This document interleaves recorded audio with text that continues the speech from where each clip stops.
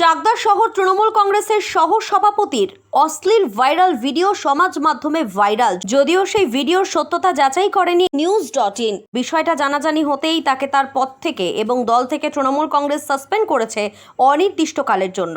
ঘটনা নিয়ে বিজেপির প্রতিক্রিয়া, তৃণমূল দলের এটাই কালচার।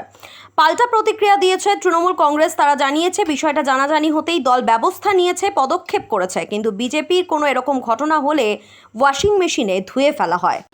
বিষয়টা হচ্ছে পুজোর মধ্যেই হঠাৎ একটা ছবি আমার এরকম ফেসবুকে আসে।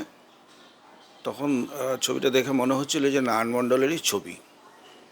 ওর সঙ্গে যোগাযোগ করি, যোগাযোগ করার পরে ওর তার সত্যতাটা বলে যে হ্যাঁ ওইটা ওরই ছবি। তখন আমি ওকে পরিষ্কার জানিয়ে দিই যে এই অবস্থাতে তোমাকে দলে এবং দলের কোনো পদে রাখা যাবে না।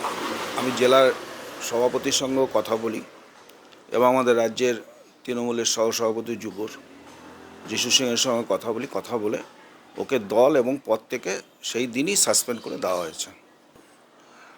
বিজেপির কালচারের সঙ্গে তো আর আমাদের কালচার মিলবে না।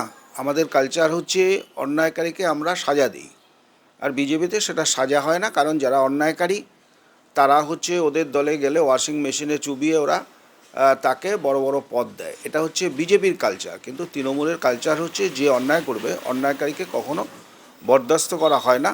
কারণ এখানে পরিষ্কার আপনারা দেখলেন যে তাকে দল এবং হচ্ছে পদ থেকে কিন্তু সাসপেন্ড করে দেওয়া হয়েছে অনির্দিষ্টকালের জন্য। এটাই তৃণমূলের কালচার। তো বিজেপি কী বলেছে সেটা রাজ্যের মানুষ জানে। বিজেপি যেখানে যায় সেখানেই অশান্তি করে। ও বিজেপির কথা শুনে তো আমাদের লাভ নেই। আমাদের দল আমাদের মতন চলবে।